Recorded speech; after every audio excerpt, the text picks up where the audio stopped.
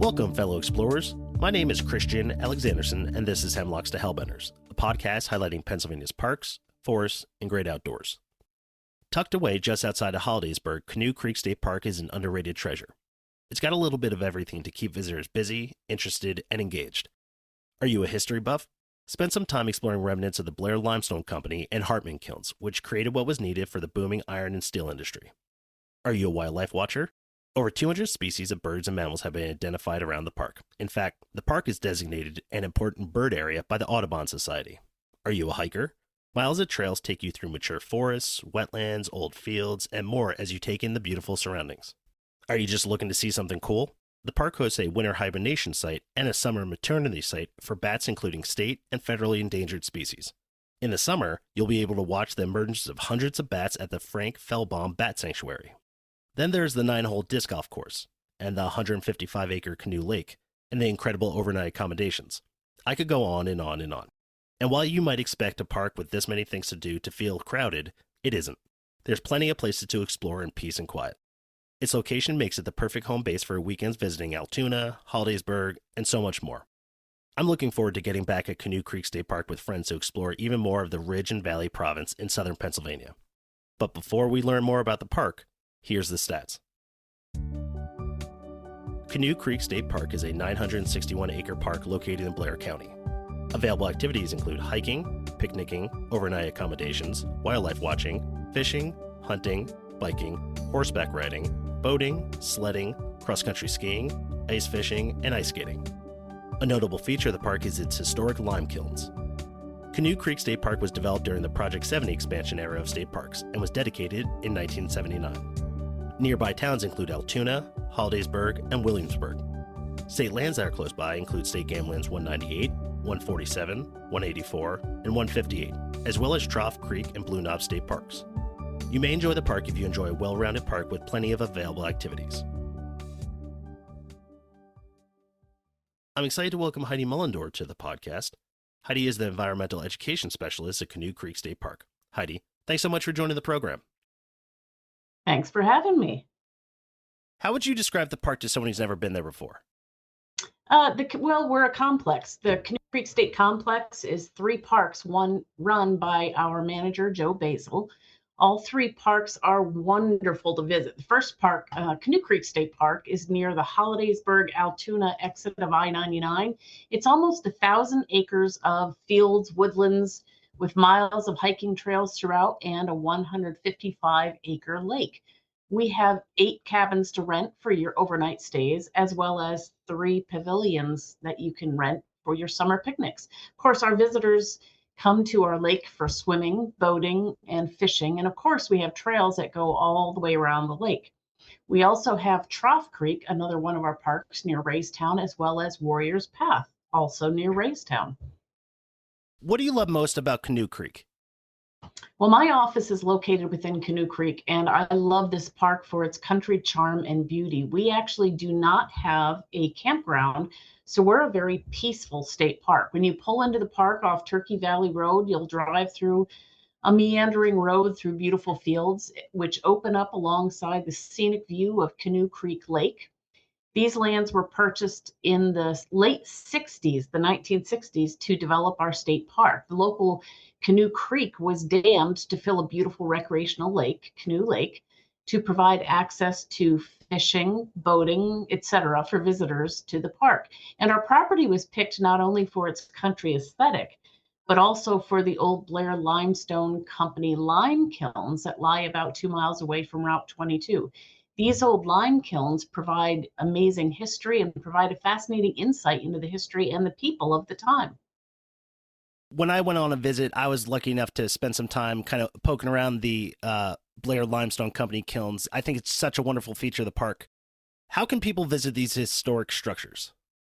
Well, it's easy. When you come to our park, you either park in the main parking lots, or you make a left turn onto the road to the Education Center and park there, and you take the limestone trail out to the lime kilns.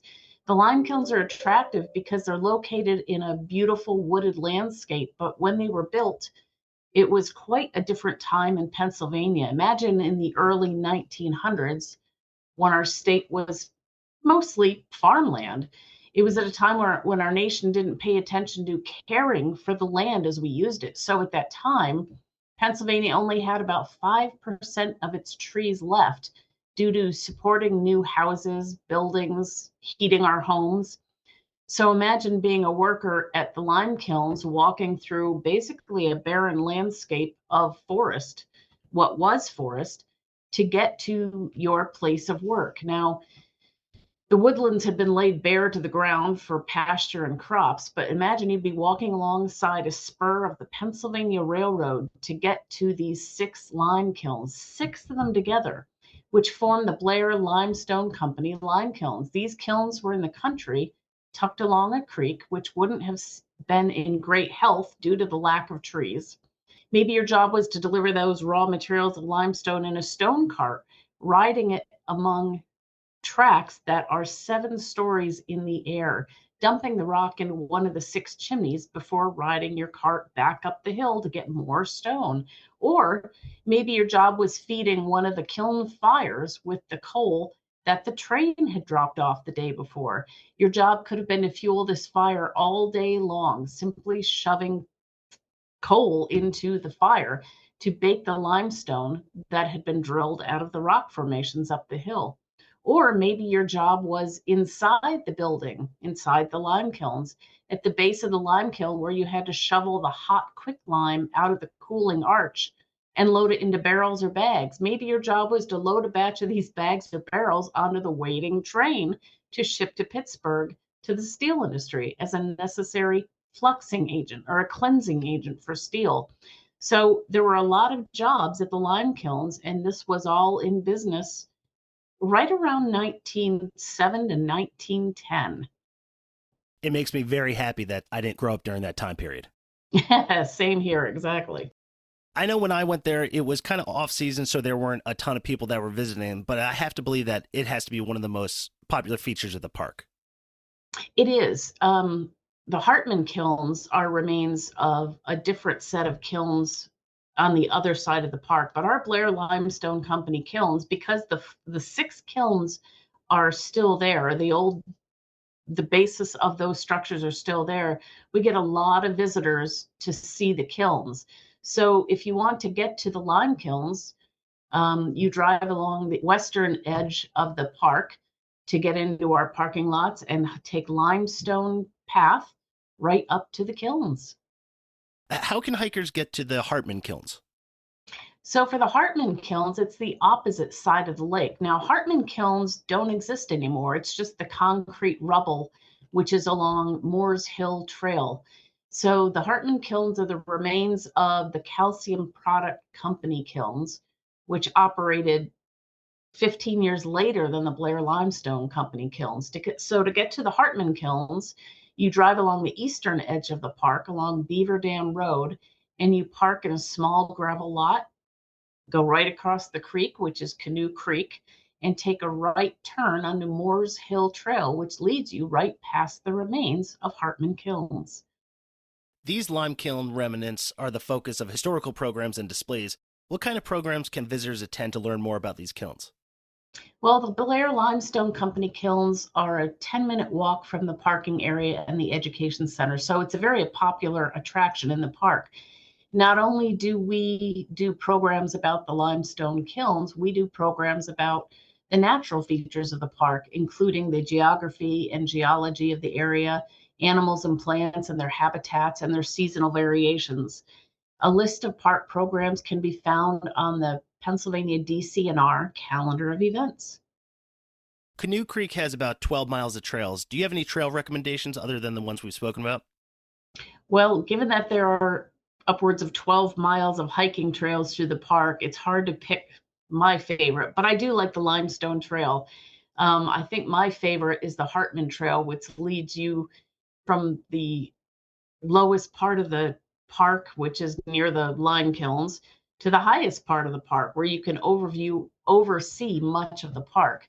So the Hartman Trail takes an hour and a half for me to hike the whole loop. And it leads folks up on the hill past our water tower You can take the short and scenic lakeside trail along the boardwalk, or even just walk through the day use area along the lake.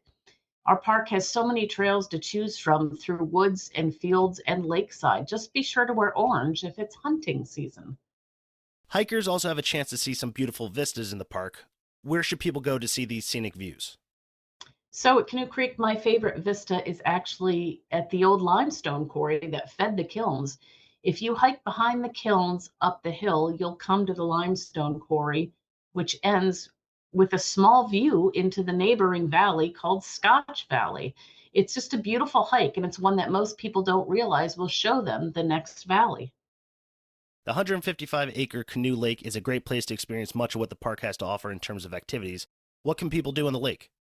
Our beautiful lake is electric motor only because it's a fairly shallow lake. So boating on our lake is rather quiet and peaceful since we don't have speedboats around.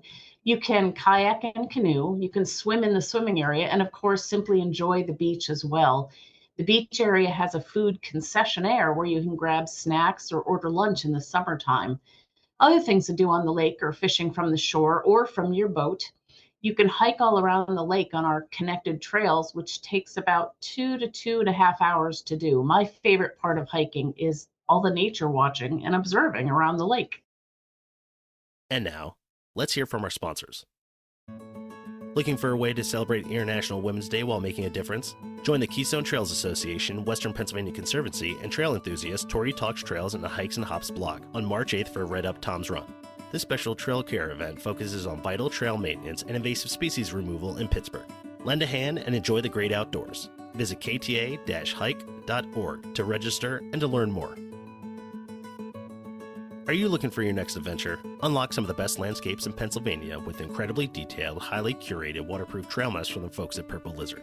They create extraordinary maps of Pennsylvania state forests for people who love to explore the outdoors. Find them at your local outfitters, bike shops, and bookstores, or visit purplelizard.com, where your next adventure begins.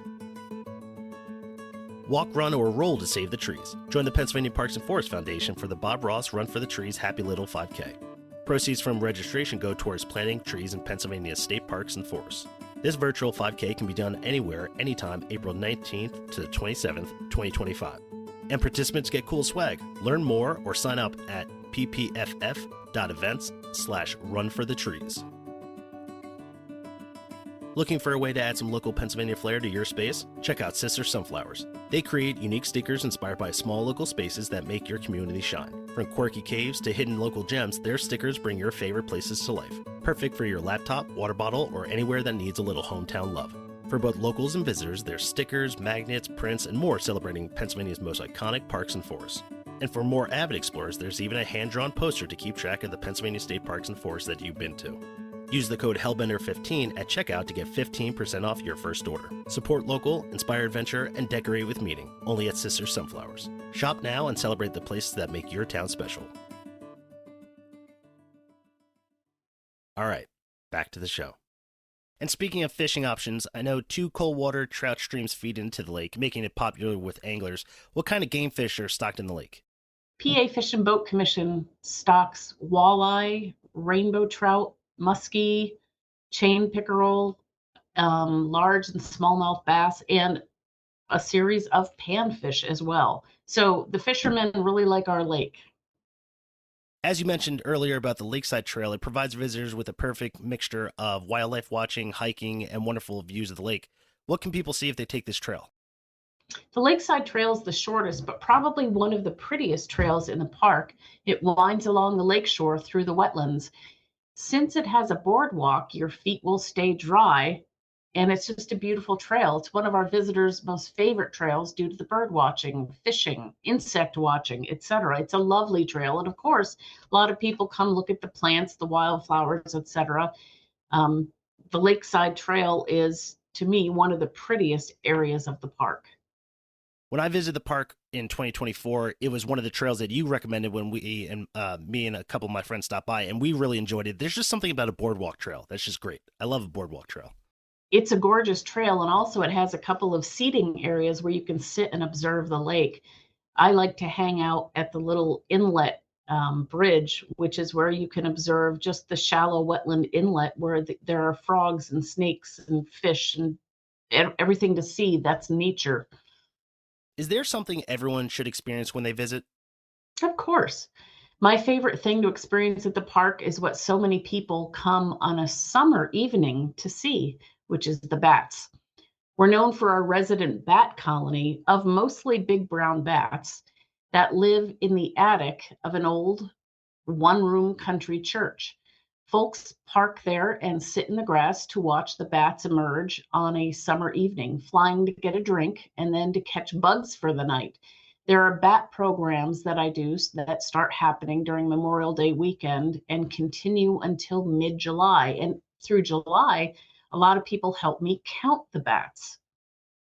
During our visit there, you spoke to us about the bats. I thought that was one of the coolest things, and I know that's not really a feature at every state park, so that's something that's really special about Canoe Creek. It is. We're known for the bats. We've been known for our bats for a long time, and the Game Commission works with us and helps us keep track of the bat population here, which is an important thing. If a visitor has a full weekend to explore the park, what do you recommend they do? Well, my top 3 things to experience at the park would be, number 1, the bat program. Definitely to see a bat program while you're here. 2, a lovely swim or a boat trip around the Canoe Creek Lake. And 3, a hike to the lime kilns and along some adjoining trails through the forest and fields. If a visitor has only, let's say, a couple hours, what do you think they should see? Well, with the limited time visit, I would suggest starting at the Education Center, which is where my office is, talking to me about what there is to visit in the park, and then walking to the lime kilns and doing the lakeside trail. You'll get information, scenery, and history as well. When do you think is the best time to visit the park? Since so many people favor different seasons, I'll let you know that springtime gives you the greening of the country with wildflowers and weather. Summer will bring you that range with the most people visiting the park from dawn until dusk, enjoying the full range of park activities such as hiking, fishing, picnicking, enjoying park programs, visiting the education center, kayaking, and canoeing. Fall brings a quieter time to the park, but you can enjoy the seasonal change of colors. Just remember to start wearing orange as you hike. And of course, winter are the shortest days, but some of the most peaceful hiking without as many visitors there. So it just depends on what you like and why you're visiting the park. The park has modern cabins available to rent. What can visitors expect if they reserve one? A beautiful cabin. The park cabins are modern. They're heated and cooled for your seasonal stays. Each cabin can sleep up to 6 people and has 2 bedrooms, a living room and a modern kitchen and modern bathroom. Each cabin has an outside fire ring and a picnic table, and they're all separated from each other so you don't have neighbors in your pocket at your fire ring. Yeah, that separation was so enjoyable when I visited because it was nice to have a group of friends together, being able to have fun, maybe get a little loud, and not have to worry if somebody is 3 feet away in another campsite. Yes, exactly. Because of Canoe Creek's excellent biodiversity and habitats, the park has been designated an important bird area by the National Audubon Society. What kind of birds can we find on a visit? Wow. So with 300 species of birds that come to us every year, that would be a long question to answer. But basically, bird watchers find Canoe Creek a lovely birding spot. Walk along Marianne's Creek, which is near the lime kilns. You can see the lovely birds of the forest, which include woodpeckers, warblers, species of sparrows, phoebes, blue jays, nuthatches, brown creepers, chickadees. Hike in the lakeside area to see ducks such as pied-billed grebes, wood ducks, mallards, many other species during migration. You'll see herons, great blue herons, green herons, sandpipers.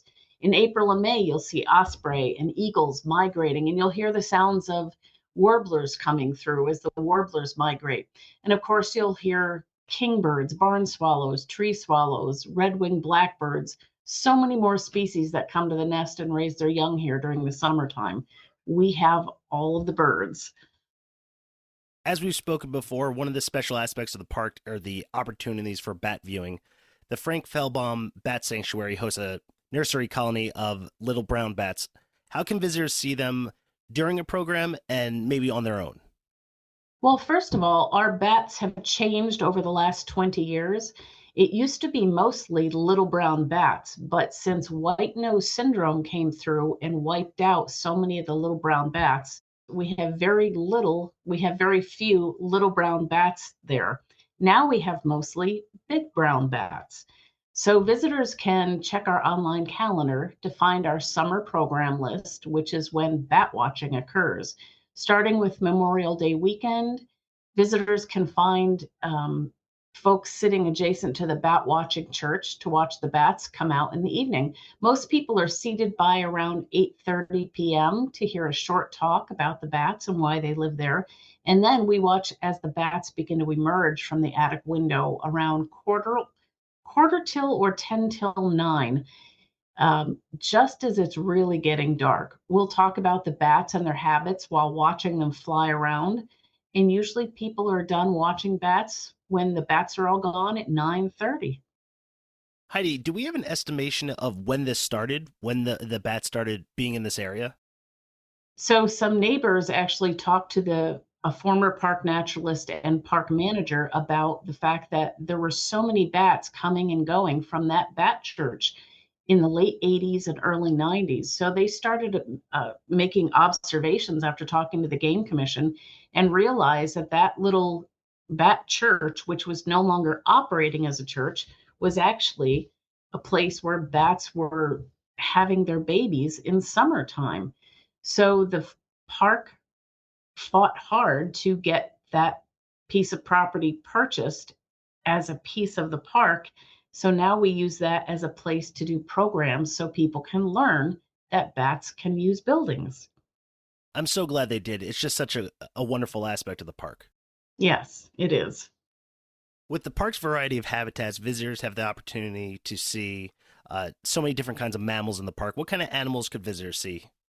Oh, wow. So many different kinds. But of course, in Pennsylvania, most of our animals are nocturnal. So during the day, park visitors can see squirrels, chipmunks, groundhogs, deer toward evening. Beaver, mink, and muskrat are early morning or late evening animals that can be seen around the lake and wetlands. The wetlands around the lake provide interesting reptiles and amphibians, northern banded water snakes, painted turtles, snapping turtles, green frogs, bullfrogs, wood frogs. And of course, there are so many birds to see, such as the species of warblers, such as yellow warblers, magnolia warblers, common yellowthroats, black-throated greens, black-throated blues, black and whites, cerulean, etc., that sing in our woods through summer. We have woodpeckers that start nesting and reproducing in spring, such as the pileated, the hairy, and the downy, and other birds such as the beautiful cedar waxwings, northern orioles, goldfinches, red-winged blackbirds, and more. We have several hundred species of birds that use our park at any time through the year, and we have a lot of people who come bird watching and animal watching just for the fun of it. Yeah, to me, Canoe Creek really is like a hidden gem because if you were to just look at it and be like, well, does it have a bunch of waterfalls? No. Does it have these giant valleys and vistas? Like maybe not, but it is very special. It has a lot of aspects to it that are fun to see in Pennsylvania that's not available everywhere else. True. And we have a lot of people that come visit the park, especially for just getting out into nature, whether they came to see wildlife or not. They like to go hiking and exploring just the beautiful hills of Pennsylvania. Canoe Creek hosts a number of educational programs covering everything from bird and critter walks to nature, art, and history hikes. Do you have a favorite program you'd recommend people check out? Strangely enough, my favorite program would be the bat program, just because I like bats. But my favorite programs include the hike to the lime kilns for its history, the hike along the Lakeside Trail Boardwalk for its natural beauty, and of course, you never know what you're going to see, followed by a hike along Canoe Creek itself, which is lovely and variable in its plants and animals throughout the year. Do you have any tips for people who plan on visiting the park or any suggestions to make their visit as enjoyable as possible? Watch the bats. No, I'm just kidding. Yeah, talk to the folks who work in the park about what their favorite areas in the park are. Make sure you have time for several hours of walking and hiking, and take a trail that gets away from the main areas of the park, since you'll see more of the woods and fields. And of course, if you're away from people, you'll have better chance of seeing more animals, such as the birds and the reptiles and the amphibians and the mammals and everything else. And especially go see the bats. It's one of the best bat watching areas in the state. And I would also highly recommend, if you have the opportunity, go to the education center. You get to learn so much about the local history in the area, things about the parks, things about the kilns.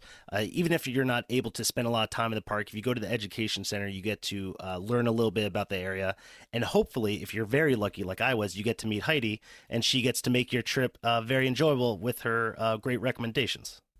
Yes, that's wonderful. I loved seeing all the people in the park in the summer. It's fantastic. And especially when I get to talk to people about where they come from and what they have in their areas. It's a great comparison. So yes, please come to visit Canoe Creek State Park and visit the bats. Heidi, thanks so much for talking to us. We really appreciate it. You're so welcome. Thank you so much.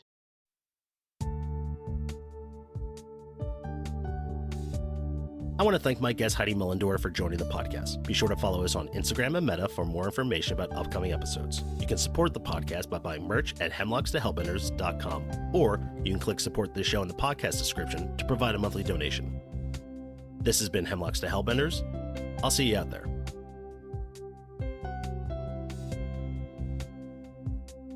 Hosting, production, and editing by Christian Alexandersen. Music by John Sauer. Graphics by Matt Davis.